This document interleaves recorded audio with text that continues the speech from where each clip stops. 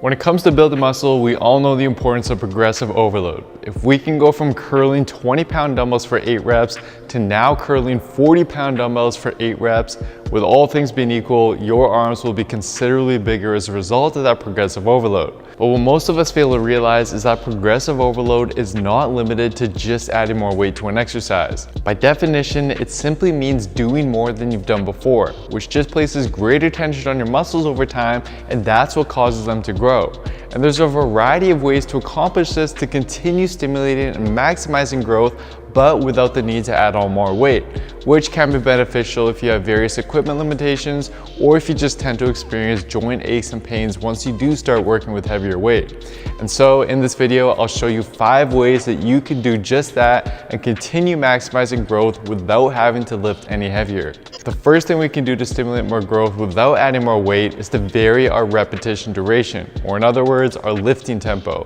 which simply represents how fast or how slow we perform our reps. Because by simply slowing down our reps, our muscles will now experience greater time under tension to stimulate more growth, even though we haven't added any additional weight. However, there is a threshold beyond which slowing down the speed of your lifts has a detrimental effect on hypertrophy, because in the event that you do go too slow during your reps, although your muscles do experience far greater time under tension, you're gonna pay the price in terms of fully activating the motor units of your target muscle. In fact, research has shown that reducing the tempo down to as slow as 10 seconds per rep, so for example 5 seconds up and then 5 seconds down, resulted in a 36% decrease in chest activation when done on the bench press, and would likely lead to diminished growth as a result. And this is why research suggests that a lifting tempo of roughly 0.5 to 3 seconds for the concentric and eccentric portions of your reps is best for growth, which, to be honest, if you think about it, is quite a wide leeway with respect to how fast you can lift. I mean, if you think about it, most of us likely take just about a second on the way up and the way down of each rep, meaning that instead of adding more weight to an exercise, you can simply slow your reps down considerably in order to elicit more tension on the muscle without compromising its activation, and hence stimulate more growth without the need for added weight. Another way that we can build more muscle without having to add more load is by using the same load and performing the same amount of reps, but with more efficiency. Meaning that you're lifting the same load, but now with better form, more control, and with better activation of the target muscle. Because to be honest, many of us lie to ourselves and we pretend that we've gotten stronger on our movements, but instead we've just gotten sloppier with our execution. I mean, I've been guilty of this on countless occasions, and I'm sure many of you have as well. So with something like the bench press or even push-ups, if you went from performing, let's say 10 reps at a certain load to now performing those same 10 reps with the same load, but now with better form and a better mind to muscle connection with your chest, then for muscle growth that is just as effective, since the target muscle will still experience an increase in tension comparable to if you would have added more weight to the movement. The next thing we can do is shorten the rest periods that we take between our sets. Because if we can go from performing, let's say, a dumbbell shoulder press for 10 reps at a certain weight with 3 minutes of rest in between sets, to now performing the same reps and the same weight, but now with just 2 minutes of rest in between sets, we'll now again be able to stimulate more growth without the need to add more load due to the added metabolic stress your shoulders are going to experience from the shortened rest times. However, at the same time, we don't want to shorten the rest times to the point where our volume and our reps performed suffer and decrease significantly as a result, as this is going to counteract the benefits of the added metabolic stress that we get from the shortened rest periods. And based on the current state of the research, it seems that for your main compound movements in the gym and even compound bodyweight movements like pull-ups and hard sets of push-ups, for example, you typically would not want to decrease your rest times to shorter than 2 minutes between sets if you want to maximize growth. Whereas for isolation movements like curls, for example, you have a little bit more leeway and can decrease your rest periods there down to even just 60 to 90 seconds, as these movements don't show the same decrements in performance from shorter rest periods as compound exercises do.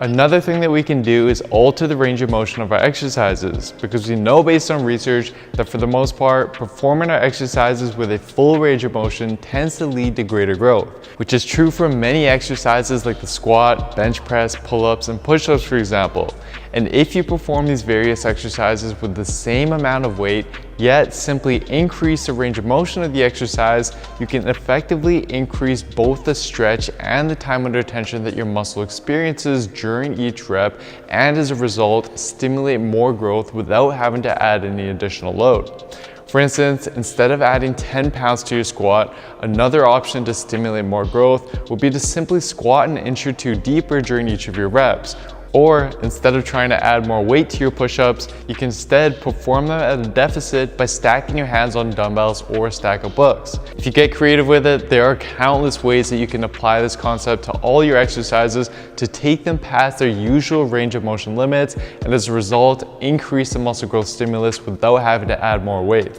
As I've explained in past videos, it's been shown on numerous occasions that lifting light weights with a higher rep range builds comparable muscle growth as heavier weights with a lower rep range do, as long as you're taking each set close enough to failure. So rather than adding more weight to a movement, we can instead just simply increase the number of reps that we perform per set to get the same effect. As for how high reps to go, there is a threshold to this which seems to be right around 30 reps or so. Meaning that if you're working with a certain weight, you have the freedom to increase the number of reps that you perform with that weight all the way up to 30 reps per set before you'll want to then either add more weight or overload the movement further by using another one of the tips that I covered in this video in order to continue maximizing growth. So, as for how to best implement these 5 methods, what I'd recommend is always start with efficiency before moving on to the other methods. So for example, let's say that you can perform 3 sets of 15 reps of a weighted push-up and you're now ready to overload it to stimulate some more growth. To do so, you should first start by aiming to perform those 3 sets of 15 reps with better form and with better activation of your chest. And only once you nail that down should you then move on to the various other methods I discussed to make the movement even more difficult, but while still ensuring that your form and your efficiency don't get compromised as a result. All in all though guys, tension is tension, and your muscles can't tell whether you apply that extra tension on your muscle by lifting heavier or by using some of the methods that I went through in this video. And although there does eventually come a point where it just becomes more convenient to overload your movements by adding more weight, I hope you're able to see that nonetheless there still are many viable ways that you can continue stimulating growth without the need to lift heavier. And for a step-by-step, all-in-one program that shows you exactly how to train and eat to build muscle and lean down most effectively with science, then simply head on over to builtwithscience.com and take the analysis quiz to discover what program is best for you and where your body is currently at. And again guys, I do have the recently launched home workout programs up and running on the site as well. So regardless of what equipment you may or may not have right now, you'll be able to continue progressing and making progress at home. Anyways guys, that's it for today. Thank you so much for watching. Hope you enjoyed the video. Please don't forget to show your support by giving the video a like, leaving a comment down below as to what you'd like to see me cover next, subscribing to the channel, and turning on notifications for the channel as well, as this all really does help me out. Thank you so much everyone. See you next time.